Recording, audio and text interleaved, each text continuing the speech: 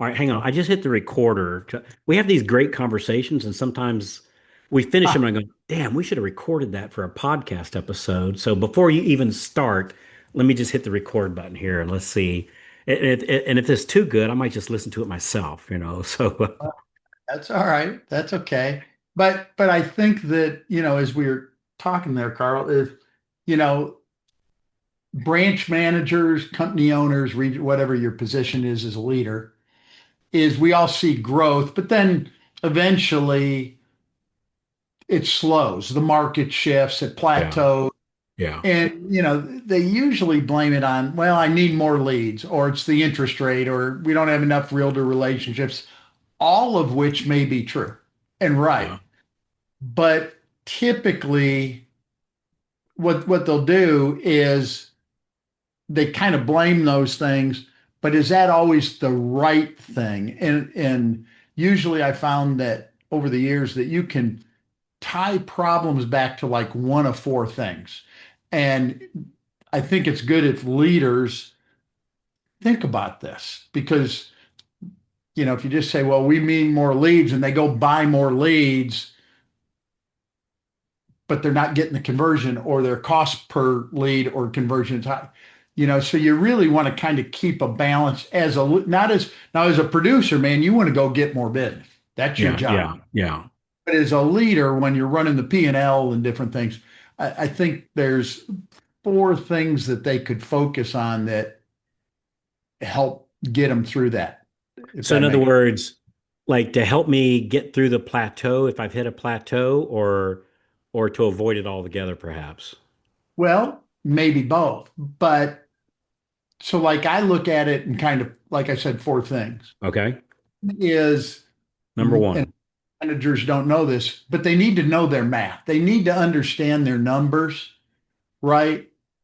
Like what's the cost to acquire a lead, right? And convert that into an app.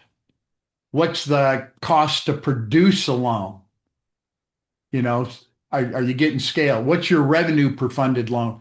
And if you don't know these things, you're really flying blind. So as problems come up, if I say I need more leads, but you know, you might be pouring, gas into the car with no engine. In other words, how do you what's your cost there? What's your compensation plan? What's your cost per file? Understanding those things is important so you can make the other um, decisions. Um, So on number, I want to make sure I get these here for my own notes. So there's four things. The first one is understand your numbers, or is the first one the cost of files, which is a subdivision or piece yeah, of no, knowing the it's numbers? just overall you should know your numbers, Okay, okay. And so like right? cost of files and employee cost per file and Yeah, things like that. exactly. Yeah, that's a dude. I was just talking with somebody. Let's see, how can I say this? Because I don't have permission to share it. Let's say he had a lead source, and it was a good Hmm. lead source. He was closing 5 deals a month from this, or is closing 5 deals a month from this lead source. But the lead source is like $15,000 a month. It was like, well, gosh, five times three is 15. Hell, he's probably making about like he's breaking even. You know, because If that, if you're right, if that, and because so it doesn't, because he hadn't taken it. That's why you got to know the cost to each of those areas. yes, yes, yeah. 100%. So closings isn't always a good thing because it depends on how much it costs you to have that closing. And then and you know the funny thing I found, Kevin, is without tracking those numbers, sometimes I would see something and I think, oh, we're spending way too much on that until I found out what it was producing. It was like, holy cow, we can't, we need to do this like 5 times more. Like Yeah, if we can get this results, we don't have a budget on that. There is no end budget. It's open because we're putting, $5 in the machine and $25 is popping out. exactly. We're that machine out. So understanding my numbers. Yep. Two, you got to know, is your system working? In other words, let's say you think, well, I really need to grow my way out of this. I'm going to go get five more producers. Well, that probably helped. But if you just add producer, and you've seen this a lot, you just add more people into a system that's not working great, right? It's like adding more passengers to a leaking boat, right? Because it bogs down the system, the files move slower, the loan officers um, are frustrated, there's inconsistent problems. So you also got to be able to, okay, if my is my it doesn't have to be perfect, but is it working well, or is it your system, you know, in your process, the reason you're not getting the closings and making the money you want? So you got to Mhm. also look at that as a leader and really identify what's working, document it. Where do we need to tweak and get better? So really, it's just more tracking. Yeah, and then Well, the being first able, one is the cost of my understanding your numbers, which is a tracking, and then is your system working? In other words, are we converting for the amount of leads we're getting? Are we converting them into like what's our conversion ratio that we're working on? And so it's just really just more tracking. yeah, exactly. Are we converting? And then is that once they're converted into apps, are they going smooth through the system? Man, Hmm. if you can increase just conversion and get the system working with what you have, it may be again getting that foundation set. If Hmm. yes. And Number three. then three is before hiring more people, Yeah. what about the people you have now? You got to fix the see because it's usually process or product, process and people. And when somebody's underperforming, are they willing to perform Mm. or are they unable to perform? Right now, if So somebody's like, unwilling, that's a different issue. But do they know? I've seen people. They say, I've got a couple of folks in coaching like this right now. Well, I'm just getting a new processor. I'm getting a new loan partner, because we're all and busy. then they're churning them. Yeah. Mhm. I can't find a good one. Well, there may Yeah. be some.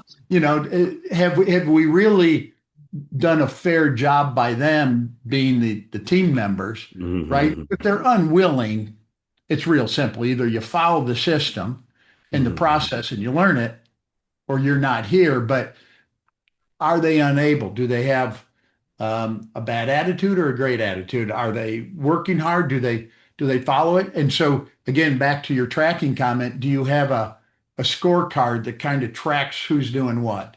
That's And the exact note I wrote down here is that scorecard my team and keep score on them. Yeah, and you know what I found? I found on doing that I found I cannot evaluate the person because I get too at the appropriate level, of course. I get too emotionally involved.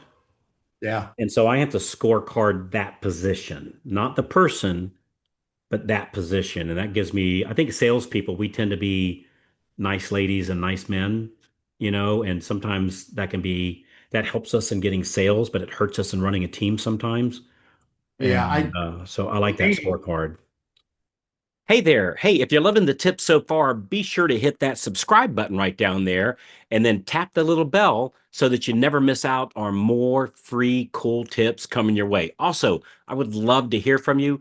Drop a comment beneath there. Let me know what you think or tell me what you'd like to hear next. you just hit it on the head. It's Yeah. any company, any sports, they're all tracking the numbers, right? And the truth is, without a scorecard, LOs on their contacts and credit Mhm. pulls and applications and pull through and close loans and processors on turn times, right? And Mhm. communications and conditions cleared, files closed on time. Those kind of things make all the difference in the world. But to your point, numbers take emotion out of it. Here's Mhm. our target. Here's our standard. Here's what the average is. You don't have to be the best, but be average or at least our Mhm. minimum standard. Mhm. And it takes that judgment. And what I've done, to your point, if I like the person, man, I tend to be way too forgiving or too nice, Mhm. or I let it bottle up inside of me, right? And then you Mhm. become angry about the whole thing. And good Mhm. either. Yeah. Yeah, it sits there and festers. Yeah. All right. So, understanding my numbers, like i.e. the cost of each file. Number two, is your system working? In other words, tracking, say, my conversion ratios. Number three, scorecard my team to make sure I got the right who in the office. Boy, that's a big one. Because if with the right who, I'm not going to have these plateaus, you know, Yeah. because they'll make their job is to make sure we don't have that. Number four. It's kind of like the fix the focus. In other words, sometimes we're doing so many things, we need to be doing less. We got, man, you were trying to build Mhm. the perfect machine, and we got this and this and this, and then we're looking 35 different directions, and we're not doing a good job. So you got to look at your channel of where your business is coming from, where you're getting the highest pull-through rates, Mhm. right? What are the most profitable loans, most profitable relationships, right? What can I do to make every product flow through smoother? But eliminating things can also be a big help. And I mean, you've run big operations, so does that make sense to you? Yeah, that reminds me of an old saying I learned from my dear friend of mine, Perry, and it was feed the stallions and starve the ponies. And Yeah, that sounds cruel, but if you've got a cart that needs to be pulled, it's got to be pulled by stallions. And so the areas of my business that's working, throw gas on them. The things that's not, starve it of oxygen. yep. Yeah. Well said. Mhm. Really well. I love talking to you because I I'm able to then say what I want try to say because you tell me how to say Oh no, no. it. I think in pictures. I don't know if everybody does that or not, but I got It this it weird, it was well said. Absolutely. like I don't think in words. I think in and maybe which they tell me that's what a baby does too. They think in pictures or visions because they don't even know words, right? And I thought, all right, maybe I have an emotional brain at a level of a 2 year old perhaps, but yeah, I just see things in pictures. So cool. I like that, man. So understanding my numbers, tracking my conversion ratios per se, scorecard my team. Yeah, that's a big one. And using my tracking, figure out what's working, feed more into that. What's keeping us busy but not productive, get rid of Eliminate. that stuff. Throw that stuff away. Yeah, because I always figured I can't put more stuff on my plate until I take something off my plate. Yeah, So for something exactly. to come on my plate, something has to come off of it. So Ooh, I like good that. stuff, man. How'd you get to be so smart, man? I Hey, hang how around long you how long have you been in the mortgage business? 40 over 40 years. I have found 42, I think is what it 42 would be. years. So I have found there is no substitution for experience. And not that you can't have somebody really super sharp 1 or 2 years in the business, right? Nothing replaces good old-fashioned experience because you've seen so many things, you've talked to so many people, you've seen so many different situations. And the old thing where history repeats itself, you've seen these trends several And times. Mhm. and you have screwed up and failed so many times. You've Which is learned. true, which is true. I learn more when I fail than when I succeed. I'd still Yeah. rather succeed, but I understand that if I want to learn, it's not going to be through winning. It's going to be through getting my butt handed to me. Yeah, So absolutely. using that method, I should be a pretty smart guy these days because I've had my butt handed to me.